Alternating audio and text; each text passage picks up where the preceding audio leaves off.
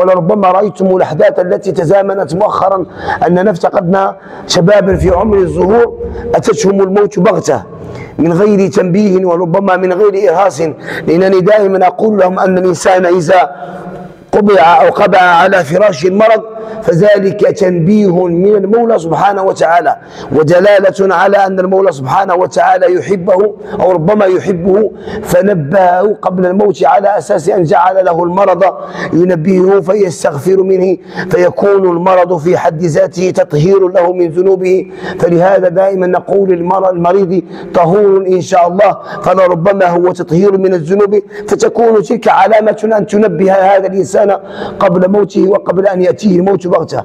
ولكن أن تكون في عمر الظهور ولربما شابا في مقتبل العمر وتأتيك الموت بغتة فتستغرب كيف تلاقي ربك.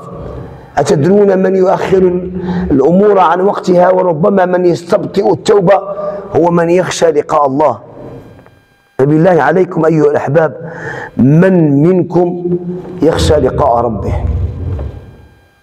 إننا إن رأينا في كنه أنفسنا وفي قرارات أنفسنا، ولو نظرنا إلى حقيقة الموت دعنا منها كمرة، وأنها تفرق بين الأحباب، وأنها مفجعة للقلوب، وأنه كما قيل في القرآن: ولا تتمنوا الموت إن كنتم صادقين.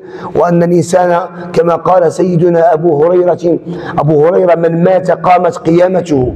ولكن عندما تنظر في حقيقتها فأنك بعد الموت ستلقى ربك، ولكن تسأل نفسك: كيف سألقى الله؟